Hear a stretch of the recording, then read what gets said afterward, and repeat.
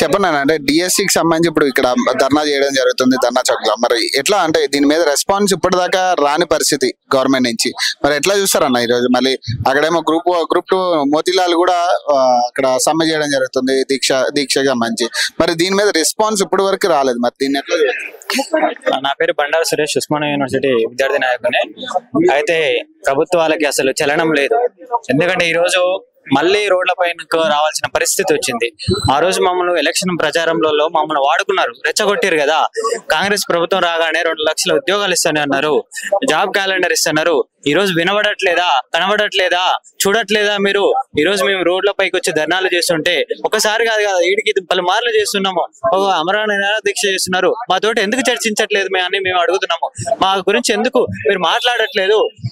Elections ఉన్నప్పుడేమో ఒక రకంగా మాట్లాడడం, ఎలక్షన్స్ అయిపోయినాక ఓడ దాటేదాకా ఓడ దాటాక బోడమల్లన్నట్టు ఈ ప్రభుత్వాలు ప్రవర్తిస్తున్నాయని చెప్పొచ్చు. ఎందుకు మాతోటి చర్చించట్లేదని నేను అడుగుతున్నాను. దీన్ని రాజకీయంగా చూస్తున్నారు అనుకోవచ్చు, లేకపోతే ఎట్లా? మరి అంటే రాజకీయ నాయకులు సపోర్ట్ చేస్తున్నారు లేదా ప్రతిపక్షాలు వీటిని సపోర్ట్ చేసి వీళ్ళని ఉసిగలుపుతున్నారని చెప్తున్నారు. ప్రతిపక్షాలు అని కాదు, ఇచ్చిన హామీలే కదా. గొంతమ్మ కోరికలు కోరట్లేదు కదా.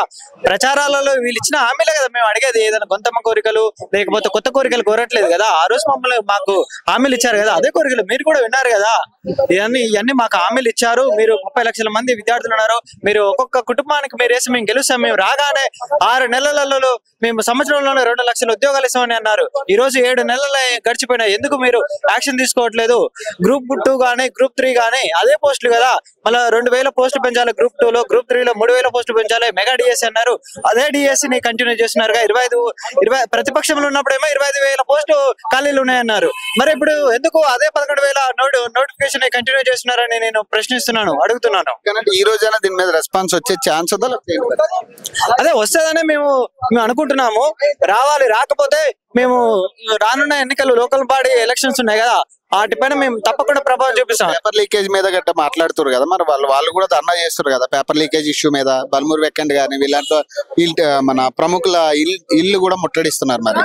మరి ఎందుకు మరి గ్రూప్ 1 గ్రూప్ 2 వాళ్ళని ఎందుకు చూడట్లేదు? మరి సేమ్ అదే ప్యారలల్ గా జరుగుతుంది. అవును, అయితే గ్రూప్ 1 గ్రూప్ 2 వేరు అనమాట. డిఎస్సి అనేది సపరేట్ అనమాట. మేము ఈ రోజు మా నుంచి విద్యార్థి నిరుద్యోగుల నుంచి రాజకీయ పదవులు పొందినారు, కానీ తర్వాత మా నుంచి పట్టించుకున్న నాదుడు లేకుండా అయినారనమాట.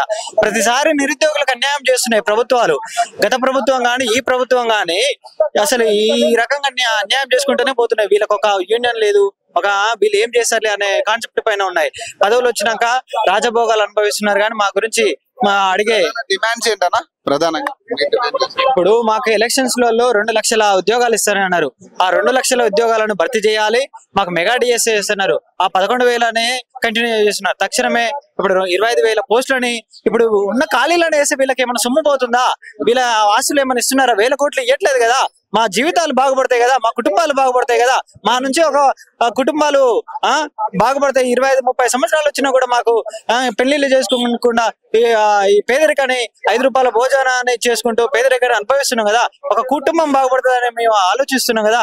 ఎందుకు తక్షణమే ఈ ప్రభుత్వాలు చర్యలు తీసుకొని ఈ 2 లక్షల ఉద్యోగాలు వేయాలి, మెగా డిఎస్సి వేయాలి. మాకు ఇచ్చిన హామీలను తక్షణమే నెరవేర్చాలని నేను ఈ ప్రభుత్వాన్ని వేడుకుంటున్నాను, కోరుతున్నాను. Thank you.